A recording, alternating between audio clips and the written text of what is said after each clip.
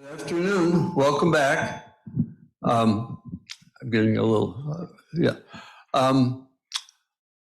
this is our third lecture in our series on the American political conventions of interest. I would like to follow up on a question we had from last week.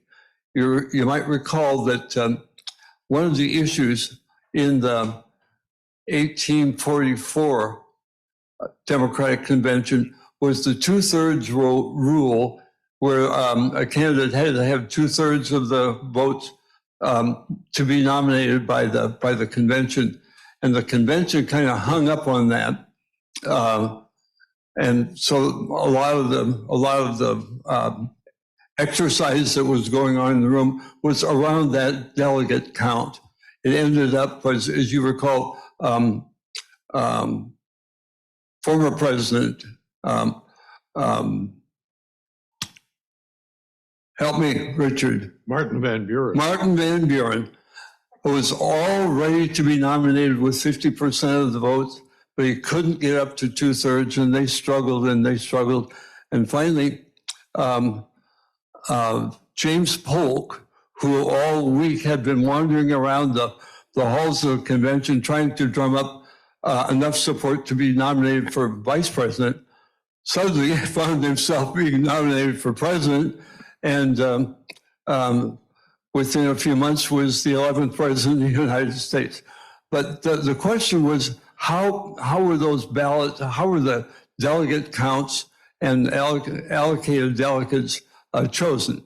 And we were kind of stumped on that last week. Well, the way they set it up at that convention was very simple. They just counted each state's total congressional representation in Washington.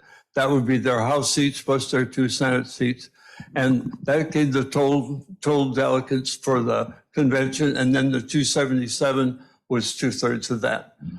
The parties today usually start with that same basic formula, representation in Congress. But of course, over time, the parties have introduced little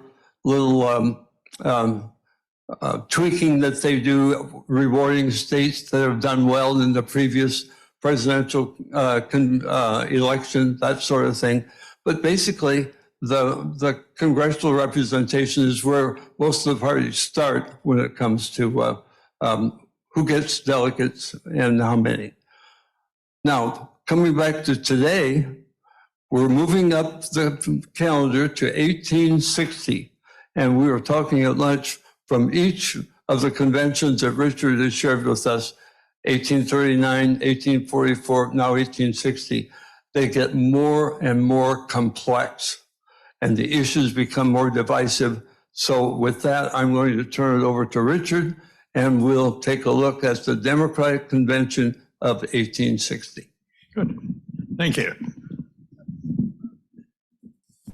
The Democratic Party met in Charleston, South Carolina on the last week of April, 1860. And when Caleb Cushing of Massachusetts, can everybody hear me? Is that coming all right? When Caleb Cushing of Massachusetts was officially chosen to be the chair of the meeting, and his first message to the delegates assembled was that the Democratic Party knows no North or South, no East or West. But there is a conspiracy here to divide us. And what was the conspiracy? As we'll see, the Southern delegates, who were outnumbered because there were more congressmen from northern states than from southern states, obviously the same number of senators, were to gather almost immediately in their own private caucus, led by William Lowndes Yancey of Alabama, And their purpose was to write a platform on which Stephen Douglas could not possibly run. And if he ran, he would be almost certainly defeated. They wanted a platform that was so pro-slavery that no candidate had a prayer of carrying Pennsylvania or New York or Massachusetts or Illinois, any of the big northern states, and therefore couldn't possibly win the White House. And was the conspiracy something more than that? We don't like the candidate who seems to be the inevitable choice, and we'd like to get rid of him. Was it an even deeper conspiracy that what we really want is to elect a Black Republican? And they always called them that.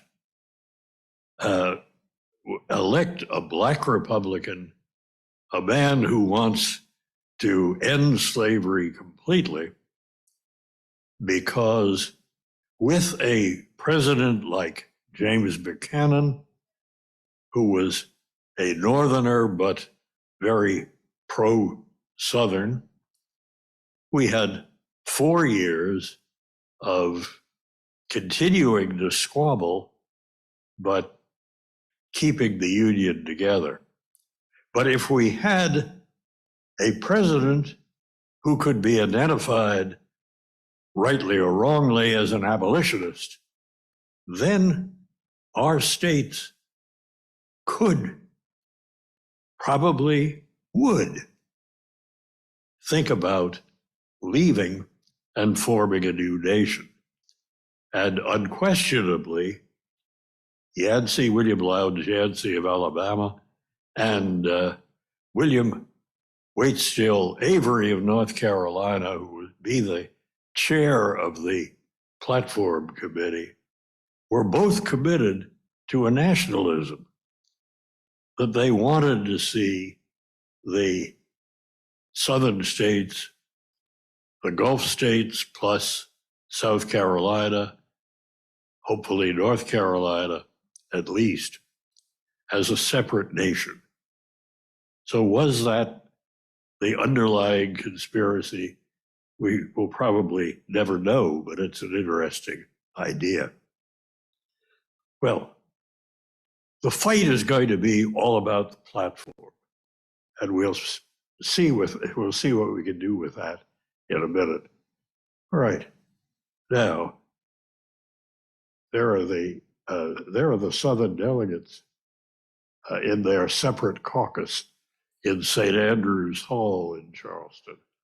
They had 2 such caucuses, one on the 24th of April when they first arrived, and one after they had withdrawn from the convention on the 30th of April.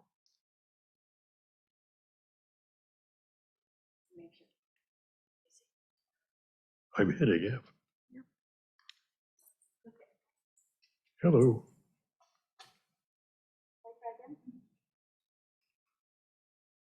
Hello. Yeah. All right. Here is Stephen Douglas, the little giant. He was a very short man, as you can see. You can see from the picture that he is not a remarkably tall man at all. He was the Illinois delegation's favorite son in 1852, when Franklin Pierce of New Hampshire was the convention's choice. He was a more serious candidate in 1856, but he lost to James Buchanan of Pennsylvania. And he seemed to be the inevitable Democratic candidate in 1860. Hello. Maybe I should just say, and this is Stephen A. Douglas. Born in Vermont in 1813, he was apprenticed to a cabinet maker as a boy. He didn't have very much formal education, but he had a chance for secondary education when his family, like many people from Vermont and other New England states, migrated to Western New York. He studied at Canandaigua Academy and then read law in a friendly attorney's office. Until quite recently, it was not uncommon. I knew a man in Harrisonburg, Virginia, who was the last person he claimed in Virginia who had read law rather than going to a law school. And you could be a kind of office boy and work your way up and learn while you were reading and be under the mentorship of a friendly attorney. And that's what Douglas did. And that, of course, is Canandaigua Academy. Yeah, next. Let's just say that. Okay, in 1835, he moved to Illinois, to Chicago, actually, to set up a law practice and enter politics as a committed Jacksonian Democrat. Next. In 1847, the Illinois legislature elected him U.S. Senator. You'll remember that until 1912, I believe, when we had an amendment to the Constitution, senators were elected by the state legislature, not by a popular vote. He remained in the Senate thereafter. That's a pretty good photograph of him. You can have an idea what the man really looked like. Next. Much had happened since Polk was elected to polarize. Much had happened to polarize the country since Polk had been elected. And we can see here the Texas annexation in 1845, and Texas became a state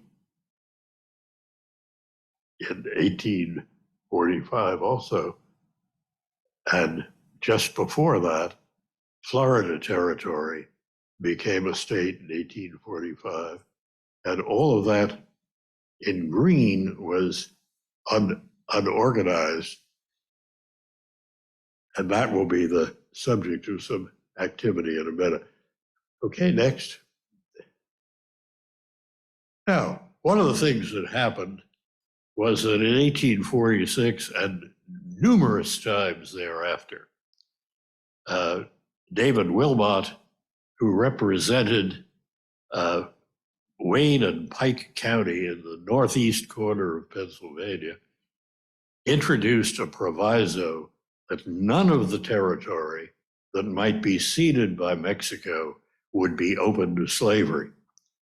He introduced that bill over and over again because while it did actually pass the House of Representatives on one reading, it did not get through the Senate, and Stephen Douglas had been a key person in defeating it in the Senate. Next. And then in 1848, Van Buren split the Democratic Party, running on a free soil ticket in 1848. Wilmot had introduced the idea of free soil in the territories, no slavery. And Van Buren in 1848 ran as a independent Democrat and naturally lost, and the Whig candidate won because the party was split. Next. Then Douglas and Henry Clay, both great compromisers, proposed a bipartisan compromise in 1850. These were all separate bills. One was to admit California as a free state, to organize the rest of the land ceded by Mexico as New Mexico territory and Utah territory, without any reference to free soil or slavery, and pass the Fugitive Slave Act. John C. Calhoun was carried in on a litter to vote no on these compromise bills because he argued quite correctly that the Constitution already guaranteed the security of property, and slaves were indeed property. So we didn't need a special bill that would force federal officials to aid in the return of fugitives. But this was the best compromise they could come up with. Next, that's Clay arguing for it. Can you get the next one? I don't know, maybe I get it. Oh, here we are. The Fugitive Slave Act further polarized the country because Northerners attacked it on every level. This is worth reading. Read and ponder the Fugitive Slave Law, which disregards all the ordinary securities of personal liberty, which tramples on the Constitution by its denial of the sacred rights of trial by jury, habeas corpus, and appeal. And what's worse, that the cardinal virtue of Christianity shall be considered in the eye of the law as crimes punishable with the severest penalties, fines, and imprisonment. Freeman of Massachusetts, remember, and they have a candidate there, a Whig congressman who had voted for this. Our Whig president approved it, and the Whig newspapers of Massachusetts have published it in a positive light. So it's a political angle here, but also an appeal to justice. Next. So the Fugitive Slave Act proved to be almost unenforceable. So in 1854, Douglas offered a new compromise with a bill that effectively repealed the Missouri Compromise of 1820. He would organize the Western lands that were acquired from the Louisiana Purchase, not from Mexico, as Kansas territory and Nebraska territory, and let the settlers there decide on slavery or free soil. His argument was that the state of Vermont, one of the first to come into the Union, had decided they did not want slavery. Congress did not dictate anything to them. That was their decision. The state of Kentucky, on the other hand, authorized property in slaves. That was what they wanted. So let's get Congress, the federal government, and out of this, let people organize their state. And when they do, decide, do we want free soil? Do we want slavery? Next. He inserted a popular sovereignty provision, allowing the residents to decide for themselves. Douglas privately admitted this one detail would raise a hell of a storm, but he underestimated just how quickly that storm would gather force. Next. Opponents of Kansas, Nebraska included Free Soil Democrats, the Van Buren crowd, Whigs, the anti-immigrant, anti-Catholic American Party, and a new political party, Republicans. The Republican Party began in this little tiny schoolhouse village hall in Ripon, Wisconsin. And among them all, they had a majority in the House after the midterm election. Now, that's going to be significant. They weren't all of one party, but there were enough of them to do a number of things. Okay, next.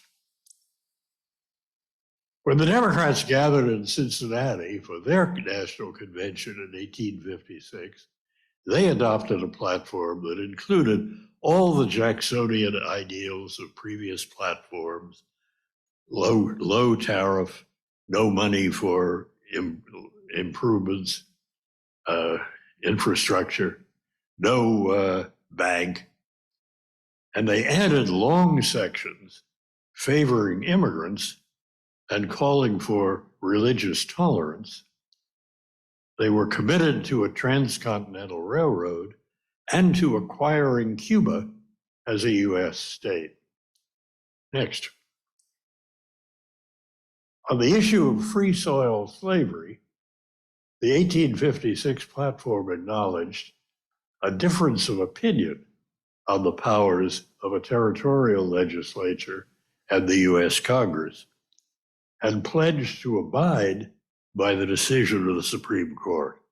In other words, they admitted that the difference of opinion was so striking that there was really no way to paper over it or compromise it. But the Supreme Court hopefully would decide very soon. Next. Democrat James Buchanan of Pennsylvania, who was elected president in 1856, immediately, even before he had taken the oath of office, pressed the Supreme Court for a decision in Scott versus Sanford. This is the Dred Scott case. Dred Scott was a Black slave who had been taken by his owner, an Army lieutenant named Sanford, to Minnesota Territory and then to the Free State of Illinois. And Dred Scott argued that by being taken from a slave state to a free soil territory, a free soil state, he became free. This is actually reflecting the decision in 1772 by Chief Justice Mansfield in the British case of, I've suddenly lost his name, it's versus Stewart, where, anybody remember what his name was? Anyway, that this man was free by being brought to England because there was no local law establishing such an institution as slavery in England. And this is looking to the same idea. But we're going to talk about this Mansfield decision in February, I think February 16th, in one of those winter wonders. And I hope you'll be able to join us. Well, he wanted a decision from the Supreme Court, and he got it even before he was inaugurated. Next. Chief Justice Roger Brooke Tawney, who was a man from Maryland, a devout Roman Catholic, and a slave owner himself, wrote the majority opinion. The Supreme Court had no jurisdiction because plaintiff Dred Scott was not and could not be a U.S. citizen. But having said that, he went on to rule the Missouri Compromise unconstitutional because slavery was lawful in every state and territory. It's the idea, which has a certain logic to it, that if you own, let's say, a valuable piece of art, and I steal it and take it to Massachusetts, it's still your painting. You can claim it. I have no right to it. And if what I am stealing is myself, because I am your property and I went to Massachusetts, I'm still your property. You have a perfect right to take me back. So it was this that is going to be very much an issue in the 1860 Compromise. By the way, this is perhaps difficult to read, but there's Dred Scott on the right and Tawney on the left.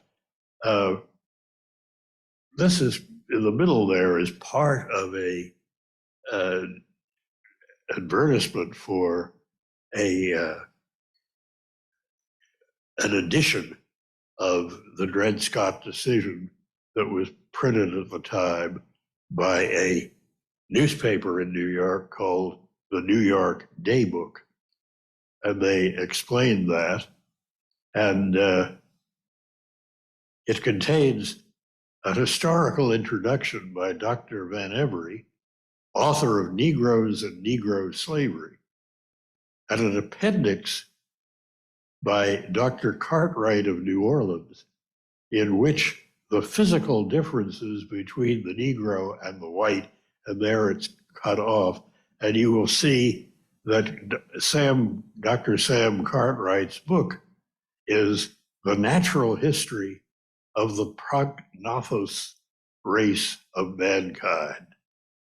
So there's an unashamed bit of raw racism in these New York supporters of the Dred Scott decision and of the right of slavery to go everywhere.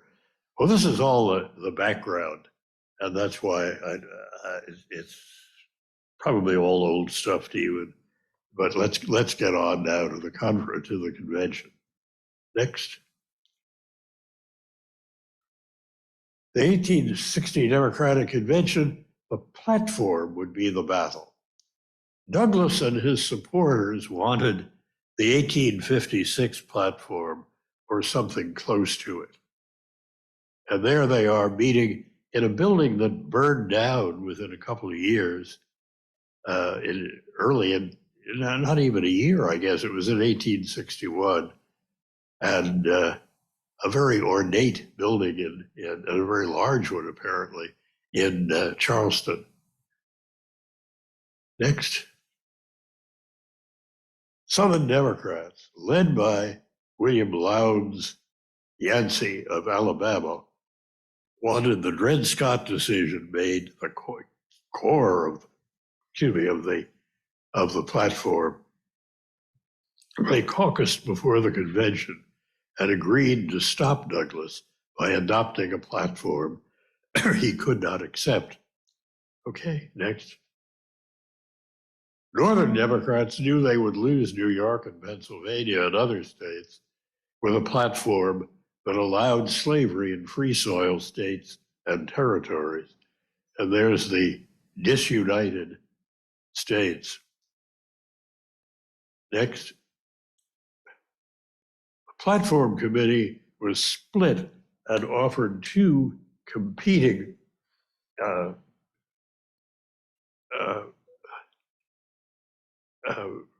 platform reports. The convention assembled on the 24th of April, and they spent the entire first day with a wrangle over the fact that there were two competing delegations from New York, one elected by the Democratic Convention, New York State Democratic Convention, and one led by Fernando Wood, the mayor of New York City, representing more or less an independent idea. But they were both Douglas delegations. So it took a long time for a credentials committee to be assembled and to decide between them. And they decided for the official delegation, which was headed by a man named Richmond. Now, they also formed a platform committee. And interestingly, the chair of the committee was William Waitstill Avery of North Carolina, and the majority of the delegates on the platform committee were from southern states. And that will explain why there was a majority report which favored the South, even though there were more delegates from northern states. Among the minority delegates was Benjamin F. Butler of Lowell, Massachusetts, a congressman who had started life as a bobbin boy in a textile factory and was very proud of his rather humble origins. And he will figure in that battle also rather significantly. Later on, he was the man who commanded the soldiers who were fired on in Baltimore and on their way to Washington in April, the first patriotic gore that stained the streets of Baltimore. And he was the Union commander who occupied New Orleans and was excoriated as Beast Butler and Teaspoon Man and so on in his time there, and went on to further political places. Next. Now, all right, it's the 30th of May before the platform committee reported. And Avery, from the majority, reported that in reference to slavery in the territories and the duty of the general government to protect persons and property, there would be a fugitive slave law and protection for foreign-born citizens to acquire Cuba and to build a Pacific Railroad. They affirmed the Cincinnati platform as far as it went, but asserted there was no power to abolish slavery in either the federal or territorial legislature. That enactments of state legislatures regarding the Fugitive Slave Act were subversive of the Constitution, that it was the duty of the federal government to protect person and property everywhere, and to protect naturalized citizens in all their rights. Congressman H.B. Payne of Ohio introduced the Minority Report. They again affirmed the 1856 platform and that the rights of property in slavery, that question in the territories, should be left to the Supreme Court, even though the Supreme Court had evidently ruled. They wanted the government to protect all citizens at home or abroad. They wanted a Pacific Railroad and a Cuba, and condemned state legislatures interfering with the Fugitive Slave Act. Benjamin Butler, in an independent minority report, wanted simply the 1856 platform without addition or alteration. John Cochran, a congressman from upstate New York, acknowledged the states are equally entitled to the rights of person and property, and that no power in Congress or the legislature to annul that. Avery, when they came to a vote, the minority was adopted because there were more northern delegates than there were southern delegates. And Chairman Avery regretted that his report was not supported. And interestingly, another Pennsylvania congressman in the debate that followed said he did not regard as a compromise, and this doesn't show up either in the report or in the report of what people were saying. There isn't a committee back and forth report. That he did not regard as a compromise a proposition for a congressional slave code and the reopening of the African slave trade. John Milton of Florida, who came from Jackson County in the far panhandle, called on the South to do her part in this matter manfully. She had been not fairly heard and listened to attentively. She should not now offer fractious opposition to the vote. So the vote came, and when it came, the minority opinion was the one that carried, the northern one, although there isn't an awful lot of difference between them. Now, at that point, one of Douglas's managers went to him and said that we understand that the Alabama delegation is on the point of walking out, and Mr. Yancey would like to be heard. And Douglas said, that's fine. Let him be heard. So Yancey was the first to speak. And he went through a long, long list of what the South had suffered at the hands of Northerners and how unfairly they had been treated. And the delegates, the galleries, went wild. And this is a picture of quite literally, he is down there speaking, and the galleries are waving their hats and cheering, and other delegates are standing up and cheering, and there's a band that played in between, and everybody is getting excited. And Ashe of North Carolina, another congressman, made an earnest appeal to the North to pause.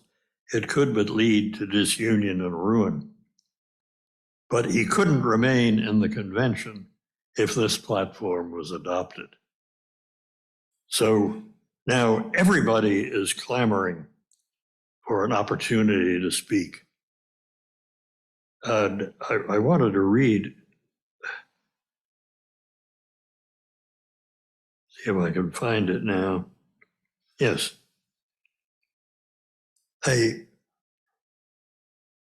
Another congressman, D.C. Glenn of Mississippi, who was an attorney in Biloxi and did not own a single slave. But in summary from the report, the published report at the time, that he said he comes in no spirit but harmony, conciliation, and the success of our party.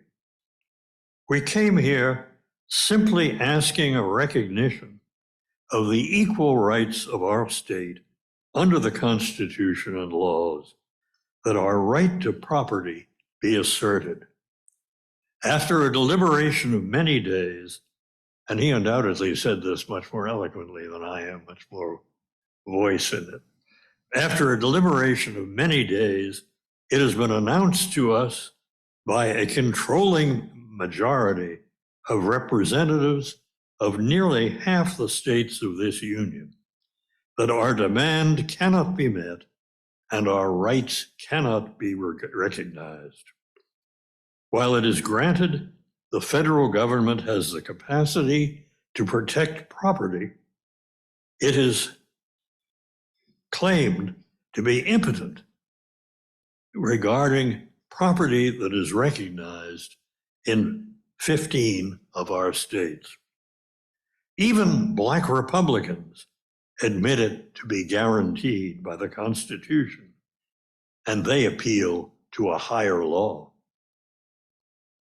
Our state sent us, but our constitutional rights were denied, in common with 17 sister states.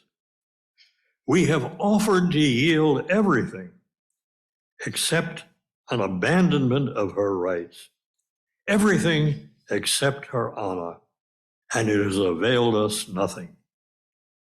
And then he closed with profound respect and consideration for Caleb Cushing, who had been the chair. But then Mississippi also walked out, one state after another. And John Milton of Florida spoke for our state. Florida, with her southern sisters, is entitled to a clear and unambiguous recognition of her rights in the territories. We protest against a recurring Cincinnati platform and squatter sovereignty in the territories, and so on. So let's take the next one here. By the time they were finished, and it took hours to hear all of these speeches, the Alabama delegates walked out, followed by all the delegates from Florida, Georgia, Louisiana, Mississippi, South Carolina, and Texas, plus 3 from Arkansas and 1 from Delaware. Next.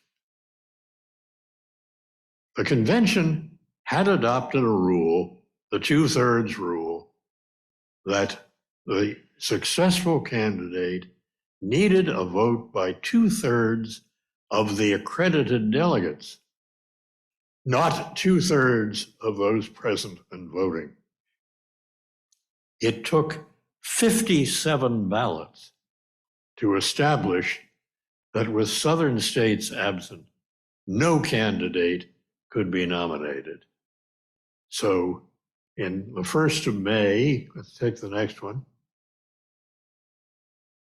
the Democrats gave up.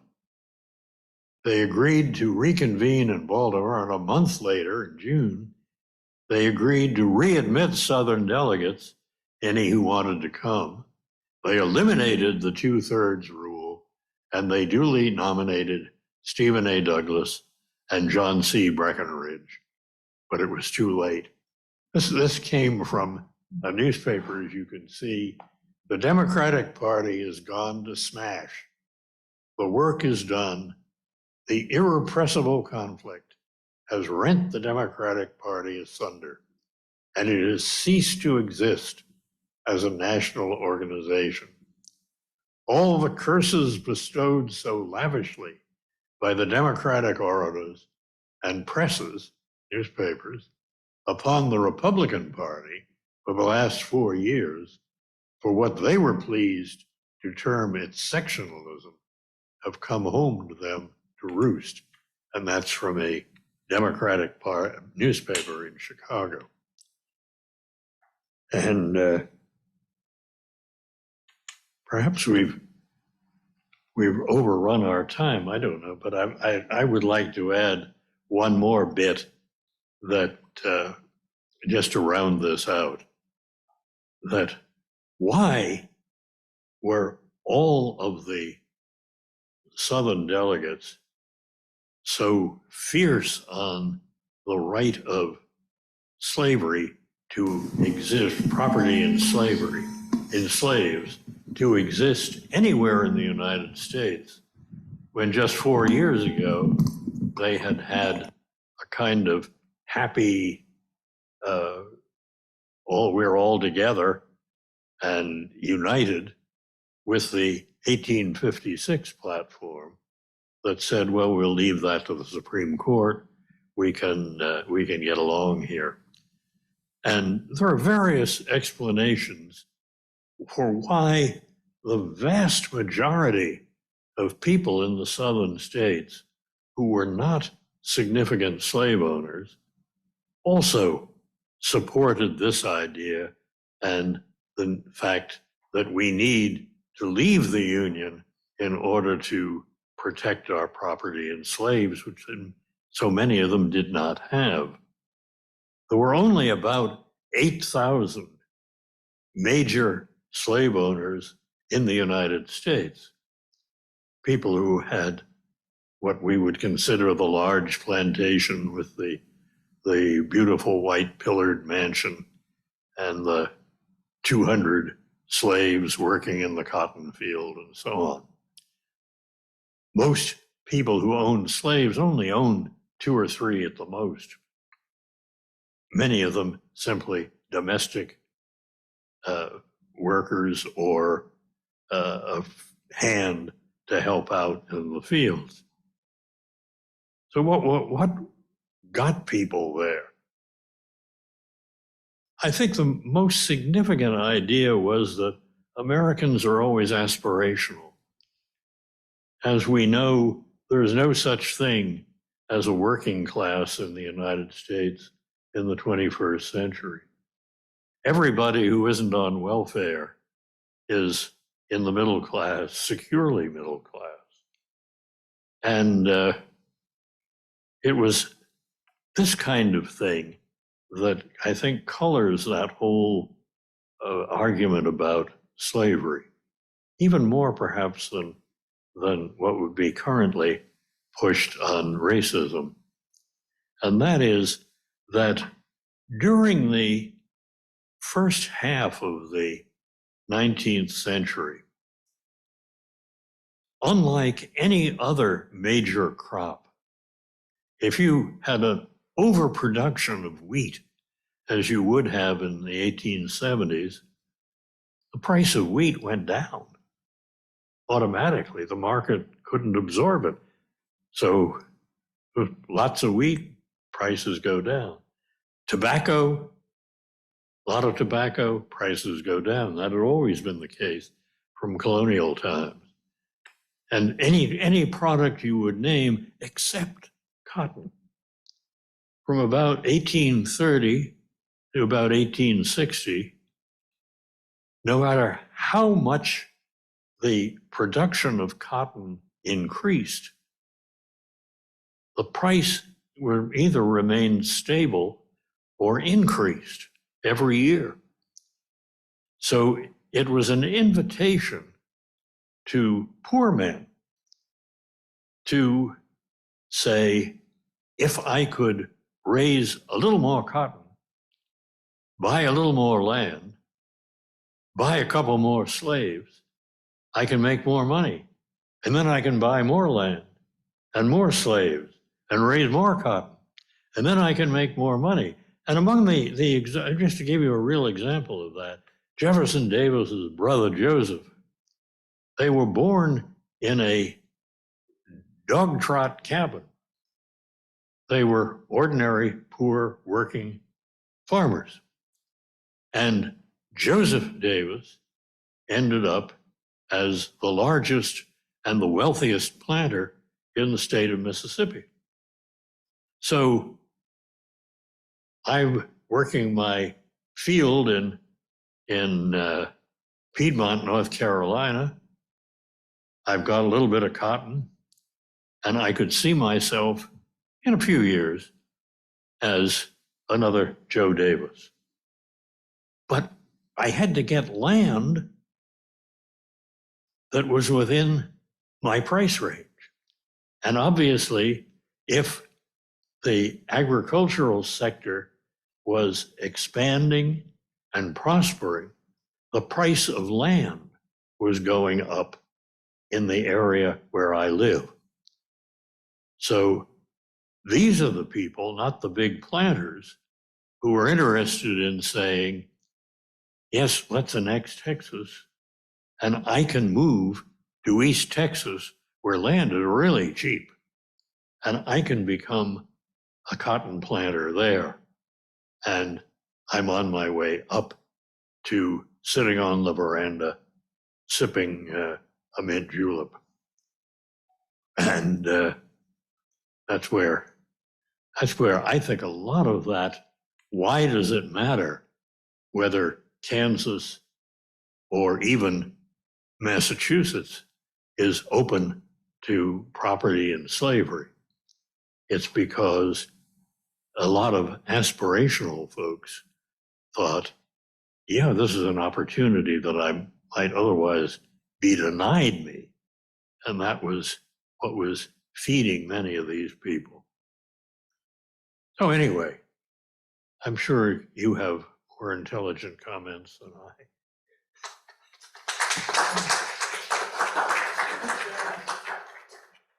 Thank you. Thank you, Richard. Are any questions in the audience? Yes. There's a comment, question.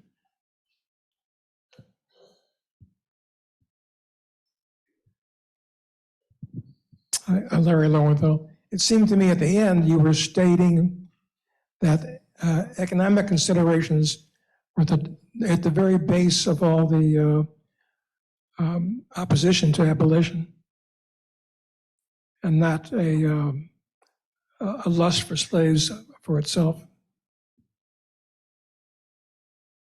Am I right? I'm sorry, I couldn't.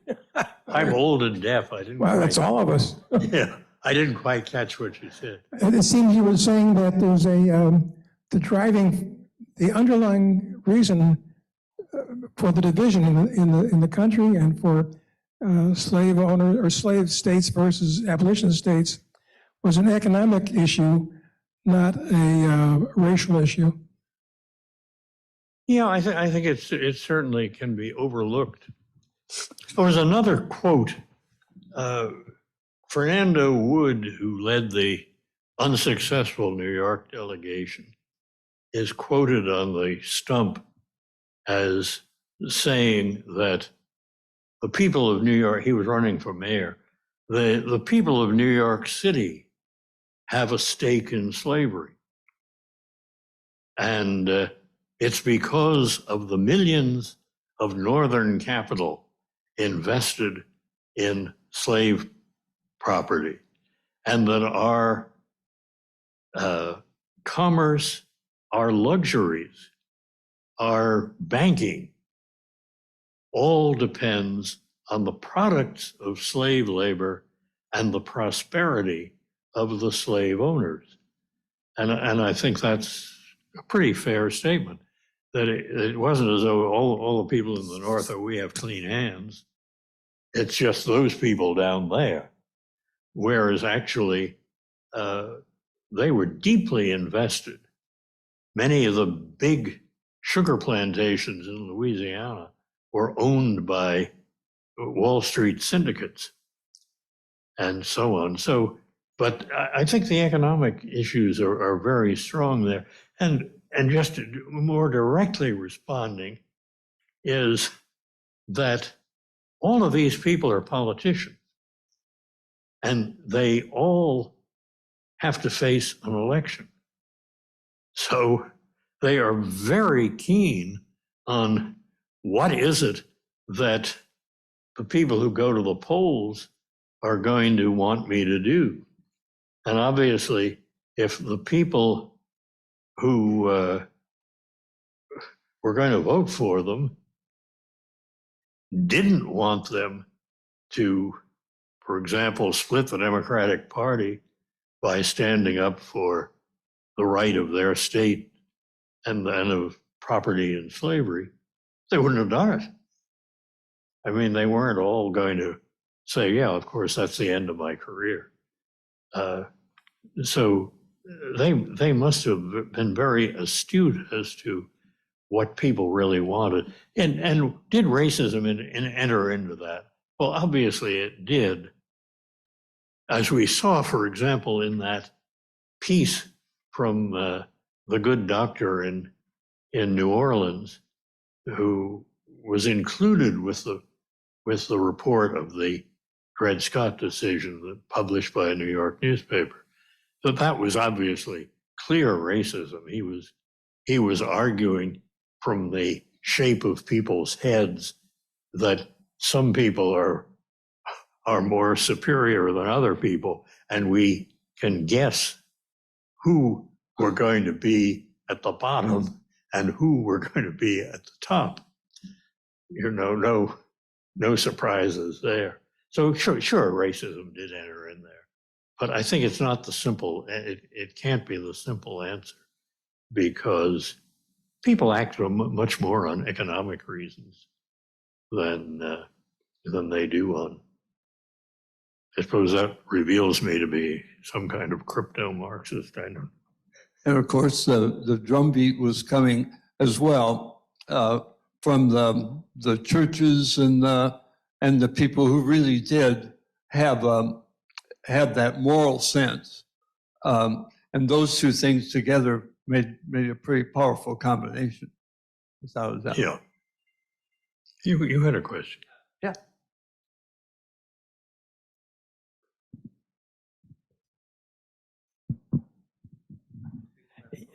Your comments that the South was pushing for the North, it wasn't really in their best interest to do that.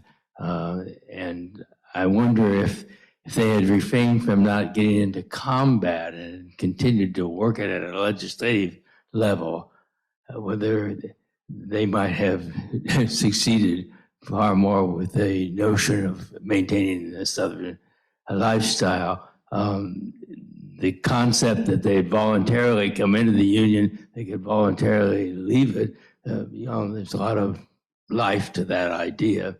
Do you have some perspective on that? Would they have been better off to have never, ever engaged in combat? Yeah. Or really just decided to leave the Union, try to negotiate more. Is that what you're thinking? Yeah. With yeah. Yeah. Could you repeat that? Julia? Well, I think what he's asking is, would there have been a chance if the Southerners hadn't been so absolutely bent on either having their rights as they saw that recognized, making them forced to leave the Union, to go into battle, to have the whole war. Yeah. If there had been a chance to eventually sort this out in some other way. Yeah. Right. Yeah, there are Southern political figures. Senator Crittenden of Kentucky, who we saw intervening with Clay and Winfield Scott when they almost came to a duel. He was on the evening before Abe Lincoln was to be inaugurated. He was holding the last final meeting of a compromise committee of senators. He was a senator at that point, to try to just stop this movement toward war, that we can still find a compromise of some kind. And the only Republican that he could get to come on board was Senator James Dixon of Connecticut. And Dixon was a man who had been involved with one of the very early life insurance companies in Hartford, and kind of got his political career started that way. He was a very decent man, but he was the only Republican who would come forward and say, yeah, we can still compromise. So it was a lack of willingness to compromise on both sides. And I kind of think the reason why somebody like Yancey and Avery, who were both committed to secession long, long before secession. That why they wanted better to have a Republican president than to have Douglas, who was a compromiser, is that they didn't want a compromise. And they realized that if you had had another compromising, Southern facing Democrat like James Buchanan for another 4 years, their nationalist vision would never get anywhere. So yeah, probably you could have avoided the war if people had been willing enough to compromise. And so anyway, that's an opinion. The cooler heads were not prevailing at the time, I guess you could say. Any other questions for Richard? Thank you so much again, Richard, for a very interesting hour. Oh, we got one on the, somebody from, I can't see. Paul, go ahead. Yes, I hate to hold anything up if you're ready to close, but I do have one comment about what the cause of the war was and the dynamics that were going on in the convention.